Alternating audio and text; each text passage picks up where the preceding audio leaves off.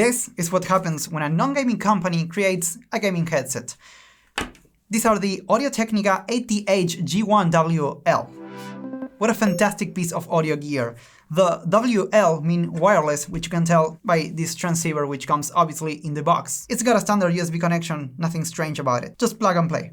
In the box you will get the headphones, a mighty microphone, which we'll talk about later, an extra pair of earpads, the transceiver, and about 800 meters of USB Type-A to microUSB cable. And yes, this headset sports a microUSB connection for some reason. I don't know why not USB Type-C, but it's fine. If you'd like to buy this product, I'll be leaving some affiliate links down below, next to the like and the subscribe button. In addition, if you're interested in watching more of our content, don't forget to click on the bell icon so you don't miss any notification from SupraPixel. So, about the headphones, let's start with the earpads.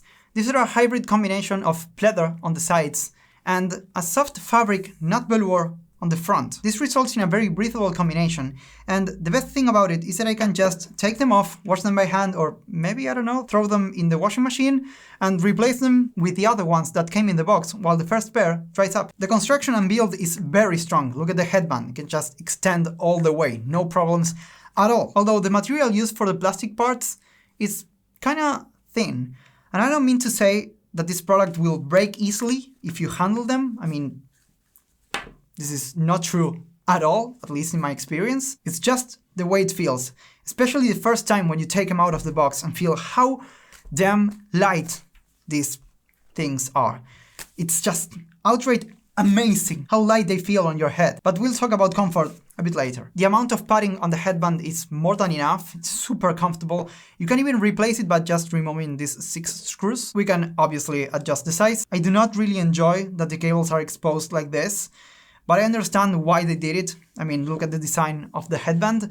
At least you're not going to be pulling on the cables all day long, but yeah, just try to be careful with these. The ear cups swivel and they can rotate this way and a little bit to the other side as well. There's nothing special to be seen on the right side besides this blue ring. It does not light up, and that's fine. I don't really need RGB lighting on an Audio-Technica headset, and all the fun controls lie on the left side. Here we've got the status LED, which you can see light up when we turn on the slider this way, a standard 2.5mm connector for the microphone, a monitor on and off button. Keep in mind this only works when you naturally got the microphone plugged in, plus the transceiver to a PC. Here lies the microUSB connector next to the volume wheel, which also adjusts the gain on the monitoring. And if you push it in, you'll be activating the 7.1 virtual surround sound, which we'll talk about later. Finally, we've got the on and off switch for the microphone. One small detail, this print is off, and by off, I mean completely opposite to what it should do. So when I move the slider up to the on position, I'll just be killing the mic and vice versa. I don't know if it's a batch issue,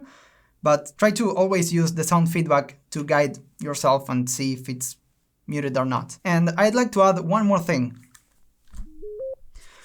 The on and off volumes plus the maximum volume or the turning on and off, the 7.1 surround sound, it's always played at maximum volume for some reason. I don't know why. It does not depend on the headset or the PC volume. So yeah. Comfort. You can have these babies put on your head for like, I don't know, 20,000 hours and you will not feel them anywhere. They are 1, super light, 2, comfortable on the ears, and 3, comfortable on the head. Audio-Technica just nailed the comfort on the G1WL. There's absolutely no part of my ear touching any part of the insides of the ear cup at all. Plus, you will really start appreciating how light these headphones are as soon as you take them out of the box. As far as isolation goes, they're okay. Not great, but not bad. What about battery life? It's about 15 hours, which is what it says on the box. So that's fine. It's not a lot of battery life considering the other headsets available in the market right now. I would have liked 20-25 hours of runtime, but it's fine. The one thing I do have to mention is that there's no quick charge feature. So whenever you'd like to charge these to the max, just plug them in and leave them all night long. Adding to this, like with many other wireless gaming headsets, there's no way to know how much battery life we've got left. So you'll be left with the common red LED lighting up when it's about to die. But as usual, the most important thing is how they sound. The signature is far away from a reference sound. These are not flat at all. I would even go as far as to say that these are very likely very good headphones for bass heads. These go very low, sub-bass is amazingly powerful and kind of detailed for this price segment. Bass in general feels articulate enough, and it is damn powerful. If you'd like to listen to grenades exploding right next to your head, these are the headphones for you. High frequency extension is nice, better than most other gaming headsets of this price range. It is not bright, not sibilant, you can listen to music for hours and not get fatigued easily. Mid-range is where it's always kind of difficult for non-high-end hi-fi headphones. It's more than enough for this product, but if you want them to only listen to vocals and piano music, then maybe you should just get something else. But if you want this for gaming and casual music listening, these are fantastic. Another thing that's also amazing is this baby right over here. The G1WL sports a hypercardioid capsule. Please just go and tell every other gaming company you know to add this kind of polar pattern to their mics, because this is the way it should be done. And yes, I know, Audio-Technica has been manufacturing microphones for over 20 years for high-end productions. Just listen to how this sounds. This is a sample recording using the hypercardioid capsule from the Audio-Technica ATH-G1WL. Let's stay quiet for a bit. And now I'll start moving and handling the mic, bringing it much closer to my mouth so I can do some cool ASMR videos. Frankly, it's amazing. It's probably the new standard for integrated mics in gaming headsets. The only one I think can compete with this one is the mic from the Odyssey Mobius. At last, but not least, range. If you're not gonna be moving around too much, then it's mostly fine. However, if you are going to be using this primarily for walking while listening to music or talking via the microphone in a conference or similar situations, then you'll listen to 1 or 2 dropouts depending on which way you're facing the transceiver. And I plugged this on the back of my PC facing a wall, and the results are essentially the same. You will not hear a full signal dropout, but you'll feel it like it changes gain mode for some reason. As if it were easier to change to that mode instead of, for example, when you're facing away from the transceiver